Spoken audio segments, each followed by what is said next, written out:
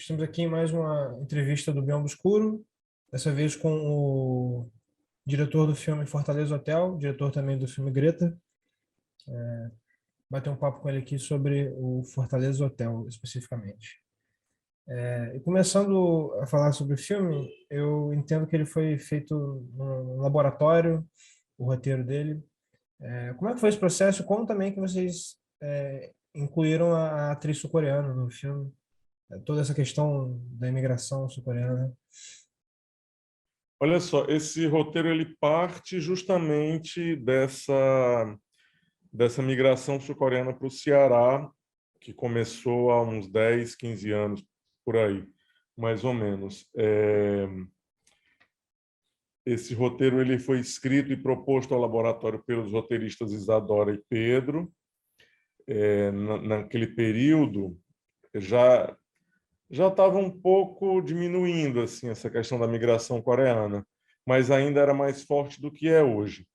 O que aconteceu?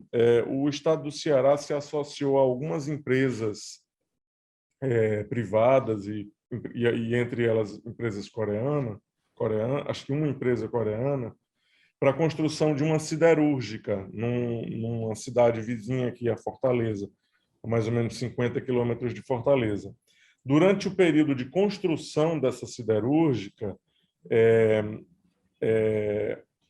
a cidade recebeu muitos coreanos que estavam envolvidos nesse processo de construção da empresa, né? Então, assim, muito rapidamente, uma outra cidade, uma praia chamada Cumbuco, que fica entre a cidade do Pecém, onde está instalada a siderúrgica, e Fortaleza, Cumbuco foi tomada por uma multidão, uma pequena multidão de coreanos que vieram trabalhar na construção dessa empresa. E aí, desde operários a engenheiros, assim, uma diversidade de profissionais, alguns vieram com suas famílias, vieram também muitos coreanos que moram em São Paulo, que estão instalados em São Paulo, para cá, para de alguma maneira construir uma infraestrutura para receber esses coreanos. Então, de repente, começou a abrir pousada de coreano, restaurante de coreano, mercadinho de coreano.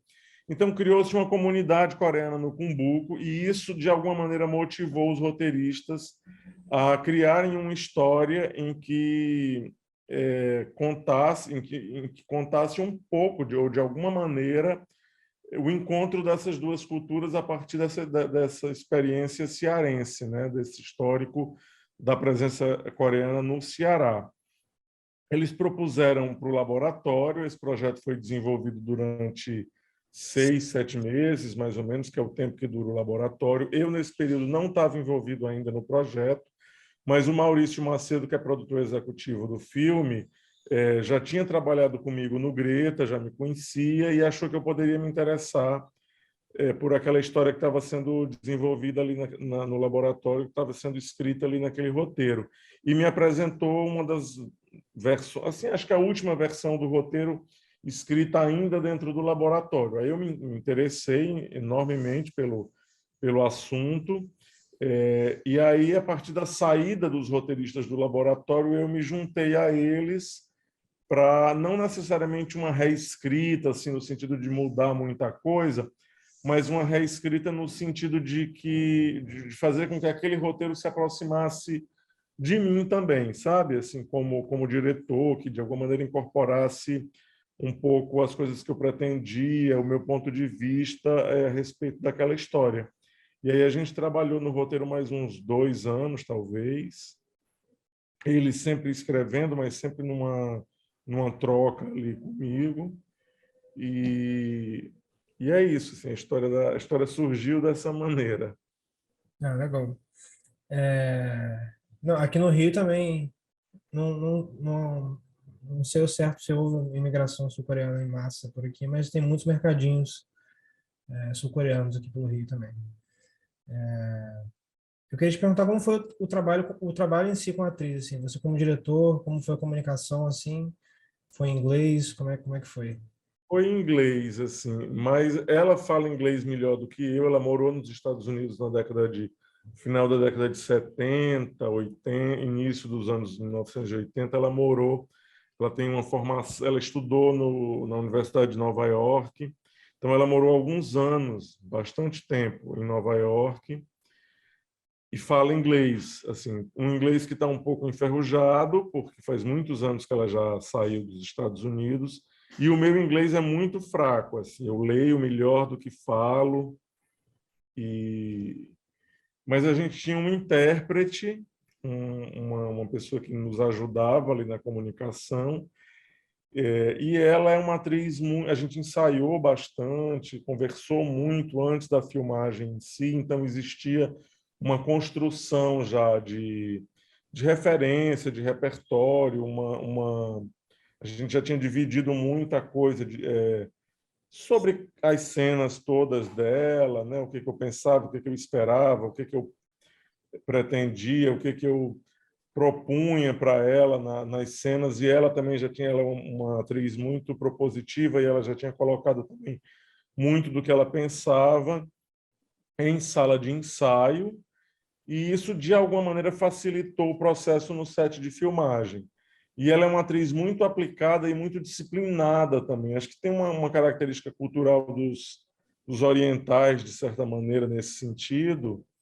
Eles são muito disciplinados, então ela sabia muito já o que fazer, sabe? Assim, o nosso trabalho no set com ela era muito simples, era muito rápido. A gente tinha construído já essa relação, tinha ensaiado bastante, e ela era muito precisa. Ela é uma atriz muito talentosa, cheia de recursos e muito precisa. Ela tem um trabalho como bailarina também, ela foi bailarina durante muitos anos e estudou performance. Mas eu acho que o trabalho dela com dança especificamente dá a ela um conhecimento, assim, uma noção muito forte do espaço que ela tem para desenvolver o trabalho dela, da relação com o espaço, do espaço com a câmera, sabe? O espaço na imagem, assim. Então, ela é muito precisa. Eu acho que, por exemplo, tem umas cenas em que isso fica muito evidente, assim. Por exemplo, tem um plano dela que é só o olho dela, né? Assim, atrás de uma grade, um Sim. olho e um pedaço da boca, sabe? Ela tem um controle sobre o corpo, assim, para se colocar ali daquela maneira, que eu acho que tem a ver com a herança que a dança deu a ela, sabe? Deixou para ela. Uhum. E foi um trabalho muito prazeroso, muito rico também, assim. E de muito aprendizado também, para ver uma atriz de uma outra cultura, que tem uma outra maneira de trabalhar, de atuar, de estar num set de filmagem, de perceber. Para mim foi um grande aprendizado observar e perceber essas nuances e essas diferenças. É muito legal. Você comentou a cena do olho dela aparecendo entre o portão. Para mim, eu acho que uma das imagens mais bonitas do filme circundam esse portão aí. Porque, Sim, inclusive, a próxima pergunta que eu quero fazer é sobre a conceitualização da fotografia junto da Heloísa Passos. A fotografia do filme é lindíssima, né? Assim, usa muito bem as sombras e as cores, assim, e fotografa esse portão, assim, principalmente, de forma diferente ao longo do filme. Eu gostei bastante. Queria saber como o foi som esse aparece trabalho. muito, né? Olha só, em relação à fotografia, eu tenho um jeito de trabalhar que não é nenhuma novidade, já vi outras pessoas fazerem a mesma coisa, mas eu costumo fazer uma espécie de álbum de referência para cada cena. Então, cada cena eu planejo uma decupagem e eu busco imagens, tanto em fotografia fixa quanto em planos de outros filmes, quadros, desenhos, artes plásticas e visuais de uma maneira geral, e utilizo isso como uma espécie de referência para comunicar o que eu estou pretendendo para o fotógrafo. Hum. E nessas referências vão informações não só em relação ao enquadramento, mas em relação a luz e sombra, a cor, a tudo isso. Então eu faço esse estudo prévio e discuto com o fotógrafo a partir daí. No caso desse filme especificamente, esse estudo prévio conceitualmente, eu busquei referências e imagens do cinema noir, porque o próprio roteiro, a história toda, a gente, em alguma maneira, tentou criar ali um flerte, digamos assim, uma brincadeira com as características desse tipo de cinema, um cinema de investigação, digamos assim. Não que o filme seja um filme de investigação, mas ele parte dessa ideia de que há uma investigação em curso, né? Quem fez o assalto, afinal de contas? Mas, para mim, sempre foi muito claro no filme que assim, não importa. O que importa não é descobrir quem cometeu aquele crime, quem cometeu o assalto, não é isso. É o que essas personagens vão fazer após descobrirem quem cometeu, é como elas se relacionam após essa revelação. De qualquer maneira, o meu conceito passava por explorar um pouco as características do filme de investigação. Então, na fotografia, eu de alguma maneira incorporei características do cinema noir, né? Por isso tem tanto essa questão do claro e escuro. Mas também é um claro e escuro que brinca também com cores, assim, com cores que são complementares ali, mais ou menos como as duas personagens, né, partindo do princípio de que essas duas personagens juntas compõem ali o que é a dramaturgia do filme. Então tem sempre um rosa e um azul ali, tem um claro e escuro, mas também tem uma dualidade que está nas cores, nessas duas cores sobretudo. Isso é a base conceitual um pouco da fotografia, ou seja, claro e escuro, essas duas cores, o vermelho e o azul, um vermelho mais tendendo para um rosa, e referências fotográficas e de enquadramento e tal do cinema noir.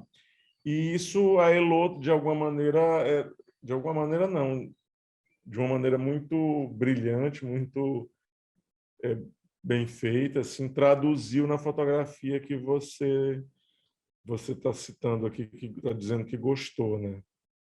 Mas a base era essa. Não, a fotografia ficou impecável. E você já até respondeu uma das minhas perguntas, que era sobre esse flerte com o gênero no ar, assim, eu percebi. Foi muito bem executado, assim, eu particularmente gosto muito de cinema de gênero e no ar especificamente, então acho que foi. Isso tá na história, né? No roteiro, isso está na fotografia, está no som, né? Isso está presente em vários elementos. Não é definitivamente fazer um filme noir, mas é de alguma maneira partir das características, das referências de um filme como esse para construir conceitualmente esse drama, né? Que no caso é um drama, não é um filme de investigação. Mas como tem esses elementos, a gente julgou que seria interessante brincar com isso. Você falou que a Lin Yang, o nome dela é Lin Yang Yan, né? Que É, ela tem experiência com dança. Uma cena que eu gostei bastante também foi a do tango sul-coreano, que elas estavam dançando sim. juntas. Me lembrou um pouquinho o Felizes Juntos, do Wong Kar-wai. Não sei se foi uma inspiração direto para você, mas a cena é belíssima, belíssima. Uma- Cara, hum, você quer que eu fale sobre isso? Ou quer... Vamos. Então, o tango ele apareceu de uma maneira completamente inusitada, porque eu fui a Seul para conhecer atrizes. A gente fez uma pré-seleção de 15 atrizes, mais ou menos, a partir de material enviado por uma produtora coreana que nos ajudou. E eu fui a Seul conhecer. Acabei encontrando acho que umas 10 atrizes, mais ou menos, no final das contas. E aí escolhi, escalei ali. E quando ela foi escalada, assim, eu fiquei 15 dias em Seul. Meu primeiro compromisso era conhecer essas atrizes e selecionar enquanto ainda estava lá, porque eu queria, depois de selecionada, conversar com ela, né? Conversar pessoalmente com a atriz que eu selecionasse. E aí a gente teve, depois do processo de seleção, a gente teve alguns encontros. E em um desses encontros, ela me convidou, a mim e ao Maurício, que é produtor do filme, a ir a um evento, a um lançamento de um disco de um amigo dela. E a gente foi. Quando chegou lá, era um disco de tango, curiosamente. E ela faz parte de um grupo de aficionados por tango. E o evento era numa milonga, era literalmente uma milonga em Seul, onde a grande estrela da noite era uma dançarina de tango chinesa, que tinha vindo da China para participar do evento. E, de repente, a gente se viu dentro de um lugar cheio de coreanos e chineses, todos dançando tango perfeitamente, cantando tango, tocando tango, e houve o lançamento desse disco. E eu resolvi incorporar isso ao filme. E aí, claro que eu já conhecia o filme do Wong Kar-wai, já conhecia um filme que eu adoro, adoro toda a filmografia dele, e as duas coisas meio que se uniram aí. Eu não criei a cena para homenagear o filme ou como uma referência do Felizes Juntos. Mas como eu incorporei o tango, e um tango coreano, e uma personagem coreana dançando, uma personagem oriental dançando, tudo isso remetia ao filme, como é um filme que eu gosto muito, e um cineasta que eu admiro profundamente, ela entra ali como uma homenagem. Né? Foi uma oportunidade, de certa maneira, de homenagear o Wong Kar-wai e o Felizes Juntos. Não, a cena é belíssima e essa história que você contou aí também é incrível. Eu ainda tentei, em algum momento, deixar mais explícita ainda essa homenagem, porque no cenário, acabou que não entrou na montagem, né? Mas no cenário da casa da Pilar, tinha um quadro das cataratas de Iguaçu. E eu fiz um plano da Xin sentada assim num determinado lugar com esse quadro atrás. Caramba. Então aparecia as cataratas de Iguaçu, que é lá o destino final dos personagens Uhum. chineses do Felizes Juntos. Mas esse plano acabou não entrando, ficou só o tango mesmo. Entendi. Não, mas o que entrou já dá para captar o. É suficiente, né? Aham. Sim, sim. E para finalizar aqui a entrevista, eu queria te perguntar sobre a questão da imigração e assim da fuga do país. Eu acho que o filme toca num assunto bem atual, na medida em que ele retrata Fortaleza como é um lugar portuário, né, que as coisas chegam e vão, assim. Tem uma personagem que chegou da Coreia do Sul para vir atrás do corpo do esposo dela falecido, e uma mulher que está prestes a sair, né, que está saindo desse lugar de caos e violência, né? O filme também aborda a violência muito do violência urbana, né?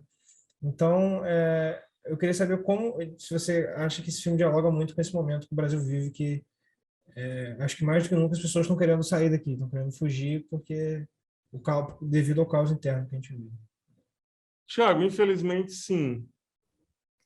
É muito curioso, porque quando esse roteiro começou a ser desenvolvido lá atrás, essa personagem ia embora não pelo que de ruim estava acontecendo no país, mas pelo que de bom estava acontecendo no país. Ela ia embora porque, pela primeira vez, ela tinha condições financeiras de fazer uma viagem. E, na real, se eu não me engano, nas primeiríssimas versões, eu nem participava ainda, ela ia fazer uma viagem, ela ia sair do país pela primeira vez, porque ela tinha conseguido uma classe social que, pela primeira vez, tinha possibilidade, tinha recurso de comprar uma passagem internacional e passar as férias, passar um período fora do país, visitar uma amiga que morava em outro país. Isso era um pouco uma realidade concreta e fazia parte um pouco de uma euforia também de um período da história brasileira, sobretudo nos governos de esquerda, em que isso foi possível, né? Espero que volte a ser possível muito em breve. Então, assim, olha como é curioso. Quando a gente começou a escrever a última versão do roteiro e se preparar para filmar, a gente já não vivia mais essa realidade e, portanto, essa saída da Pilar tinha que ter uma outra motivação e o desejo dela de sair tinha que ter uma outra razão de ser. E a gente já estava num país pós-eleição do Bolsonaro, A gente filmou em 2019, a gente não sabia que a coisa ia piorar muito mais, né? Que de fato piorou muito mais. A gente filmou no primeiro semestre de 2019, ou seja, há 3 anos. Então, nesses 3 anos, tudo piorou muito, e pandemia e tudo mais. Então, sim, eu acho que o filme, como ele foi feito, ele dialoga com essa situação que a gente vive hoje no Brasil. Ele já dialogava em 2019 e agora mais ainda, porque a vontade de todo mundo é de cair fora mesmo, assim, infelizmente. Mas, nesse sentido, eu espero que o filme fique muito datado daqui a pouco, sabe? Assim, não tenho pudor nenhum em dizer isso. Assim, eu quero que ele seja um retrato desse período, mas eu espero que a gente supere esse momento. Sim, é fascinante como um pequeno detalhe mudado assim já assim Já passa muda tudo. o que o retrocedeu o país assim em tão pouco tempo, né? Sim, É triste, mas realmente fica um retrato do tempo. Espero também que em breve já não seja mais sim. esses tempos difíceis que vivemos. Eu gostei muito do filme e eu só queria fazer mais uma pergunta. Se tem Fica à alguma vontade. previsão de entrar em algum streaming, o Fortaleza? Eu sei que o Greta já está no MUBI, mas se vai entrar no Telecine, algum streaming. Então, é isso aí. O Greta está no MUBI e no Globo. Na verdade, ele está no Globoplay através do Canal Brasil. Uhum. Então, tem essas duas possibilidades de acesso, Globoplay ou MUBI. E o Fortaleza Hotel vai entrar no Telecine Play. Eu não sei te precisar ainda a data, porque a gente ainda está em circuito comercial. Convido, inclusive, todo mundo que estiver assistindo a ir ver o filme no cinema. É, de fato, uma experiência diferente. Assistir o filme numa tela grande, né, com som de cinema.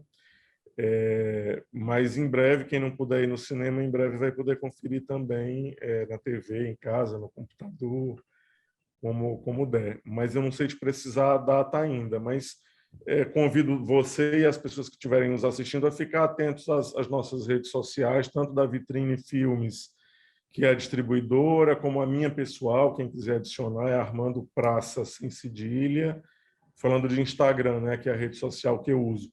Mas Vitrine Filmes, Moçambique Audiovisual, que é a produtora, e a Carnaval Filmes, que é a coprodutora, a gente está sempre informando, passando essas informações por lá. Então, em breve também a gente deve informar quando o filme estará disponível no Telecine Play. Com certeza vale a pena ver no cinema. Eu assisti por o som do filme, pro capricho que tem na parte sonora, vale muito a pena. O som faz toda a diferença no cinema, né? Mas essa foi a entrevista com o Armando Praça. Obrigado, Armando. Por... Obrigado você. É isso. Um abração aí. Sucesso Até e mais. que a gente veja mais filmes de vocês aí. Obrigado, querido. Obrigado.